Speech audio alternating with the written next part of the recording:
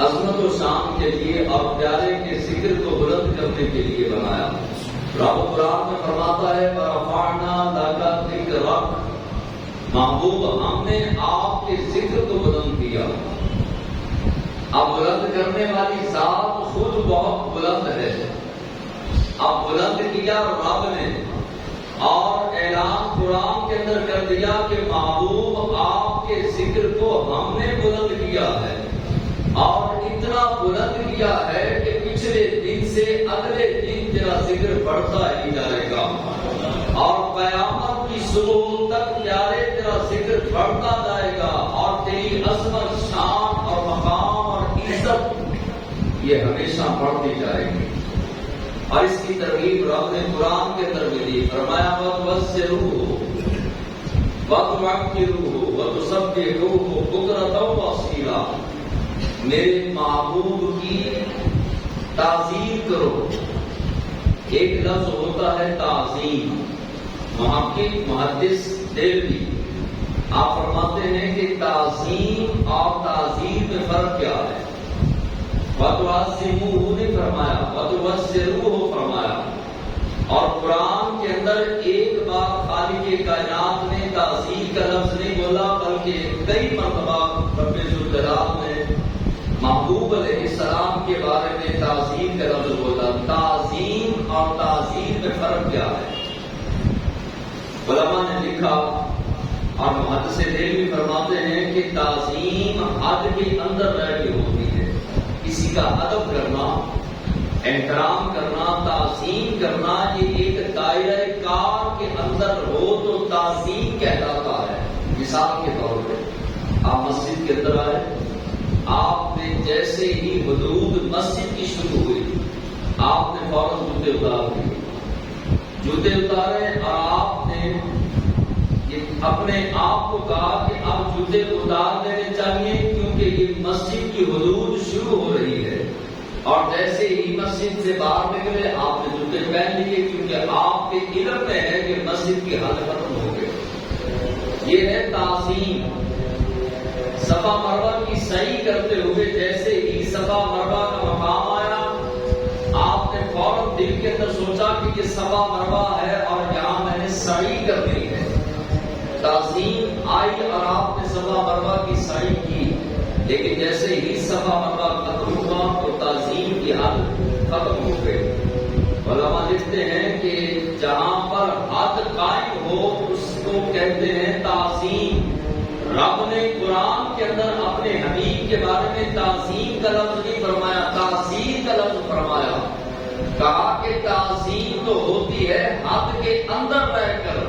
لیکن میرے محبوب کی تعظیم کرو، اتنا ادب کرو کہ تمام حدوں کو پار کر جاؤ، حدوں سے بڑھ کر حدوں کو توڑ کر میرے محبوب کا ادب کرو، تعظیم کرو، اور میرے محبوب کی تعظیم کرو، اور اس انداز کے ساتھ کرو۔ بلکہ امام سیوطی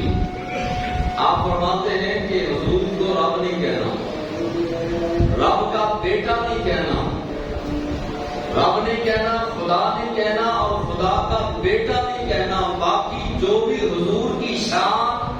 حضور کی عزت اور مقام میں تم کہہ سکتے ہو کہتے جاؤ۔ تمہارے لفظ چھوٹے ہو سکتے ہیں،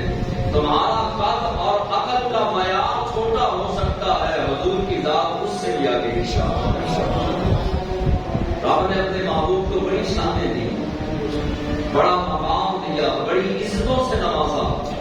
اور حضور علیہ السلام کو سراپا معجزہ بنا کر بھیجا۔ حضرت سلمان فارسی یہ فارس کے رہنے والے تھے، اور باپ بہت امیر الکبیر تھا، لیکن تھا آتش پرست، آپ کی پوجا کرنے والا، اور کئی 100 سال سے اپنی حویلی کے اندر آگ جلا کر اس کی پوجا کیا کرتا۔ سلمان فارسی رضی اللہ تعالیٰ عنہ کا باپ، اب اکلوتا بیٹا سلمان فارسی اکلوتے تھے، لیکن حق کی تلاش تھی، اور حق کی تلاش کے لیے باہر نکلے، بہت ساری جگہوں سے ہوتے ہوتے بکتے بکاتے گرفتار ہوتے، کبھی کہیں پر جا کے بھی جاتے، کبھی کسی راہب کے پاس جاتے اور حق کے متلاشی رہتے، ایک آخری راہب کے پاس، جس طرح ہمارے علماء اور اولیاء کاملین ہیں، عیسائیوں کے اندر جو ہے وہ راہب کہلاتے ہیں۔ ایک راہب نے کہا کہ تجھے حق کی تلاش ہے، تو اس طرح کر کے مدینے چلا جا۔ مدینے میں ایک خاتم النبیین تشریف لانے والا ہے، ایک ایسا محبوب تشریف لانے والا ہے کہ جس محبوب کی خاطر رب نے کائنات کی وزن کو سجایا، ایسا محبوب تشریف لانے والا ہے کہ جس کے صدقے سے سورج اور چاند کو روشنی ملی، لہذا تو مدینے چلا جا، اور ہو سکتا ہے وہ تیری زندگی میں تشریف لے آئے، بس وہیں سے تجھے صراط مستقیم ملے گا، وہیں سے ہدایت ملے گی، وہیں سے مقام ملے گا، وہیں سے عزتوں کے چشمے پھوٹیں گے، ہر شے تجھے اس بارگاہ سے ملے گی۔ اور اس راہب کا انتقال ہو گیا۔ سلمان فارسی نے کئی سال اس راہب کی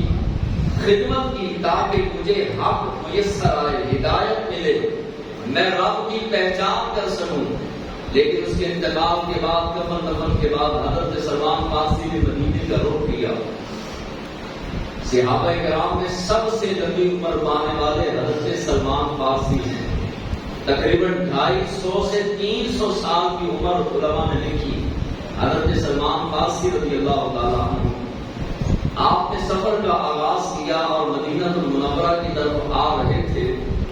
کہ راستے میں ایک جنگل کے قریب سے گزرے تو ایک قافلہ گزر رہا تھا یہودیوں کا، انہوں نے گرفتار کیا اور گرفتار کر کے اپنا غلام بنا لیا۔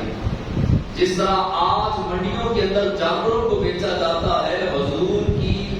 اعلان نبوت سے پہلے اسی انداز کے ساتھ انسانوں کو منڈیوں کے اندر بیچا جاتا،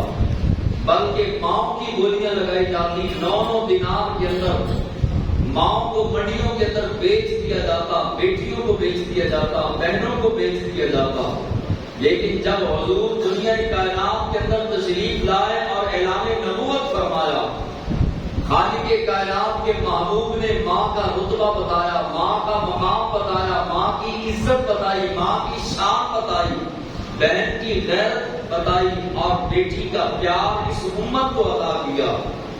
پھر منڈیوں کے اندر نہیں بچیوں کو اور ماؤں کو بیچا جاتا، بلکہ اپنے گھروں کے اندر رکھ کر خالق کائنات کا شکر ادا کیا جاتا، مالک مولا تیرا شکر ہے کہ تو نے ہمیں بیٹی کی نعمت سے نوازا ہے۔ یہ حضور علیہ السلام کے میلاد کی برکت ہے۔ حضرت سلمان فارسی کہتے ہیں کہ یہودیوں کے قافلے نے مجھے گرفتار کیا اور مجھے غلام بنا کر ہاتھ باندھ دیے گئے اور اونٹ پر بٹھا دیا گیا۔ اب قافلہ جا رہا ہے، آپ فرماتے ہیں میری خوش قسمتی یہ تھی کہ مجھے مدینے کے ایک تاجر کے ہاتھ فروخت کر دیا اور وہ بھی یہودی تھا۔ میری خوش قسمتی کہ مجھے اور کہیں نہیں بیچا گیا تو مدینے بیچا گیا۔ آپ فرماتے میں مدینے آ گیا، ایک یہودی نے مجھے خریدا، اس کا باغ تھا،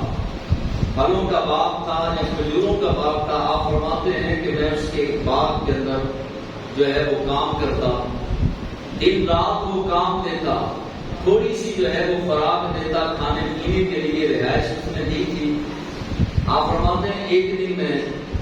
چڑھا تھا کھجور کے اوپر اور پھل اتار رہا تھا، کھجوریں اتار رہا تھا، اچانک جو ہے وہ مدینے کی فضاؤں سے ایک آواز آئی کہ طلع البدر علینا، اچانک ایک صدائیں آئیں اور ایک آواز بلند ہوئی کہ آمنہ کا چاند مدینے کی سرزمین کو نوازنے کے لیے تشریف لے آیا ہے۔ حضرت سلمان فارسی فرماتے ہیں میں کھجور کے بوٹے پہ چڑھا تھا، میں نے اوپر سے چھلانگ مار دی، چھلانگ ماری اور دوڑ لگا دی، کیونکہ مجھے انتظار تھا کئی دہائیوں سے رسول اللہ صلی اللہ علیہ وسلم کا۔ جب میں نے دوڑ لگائی تو میرے مالک نے مجھے پکڑ لیا، جس نے مجھے خریدا تھا پکڑ کے کھڑا کر دیا، کہنے لگا بھاگنے لگا ہے، تو میں نے کہا نہیں میں بھاگتا نہیں، بس جس کے انتظار میں بکتا بکاتا کئی ملکوں سے میں نے جگہ جگہ کی خاک چھانی، میں نے مصیبتوں اور پریشانیوں کا سامنا کیا،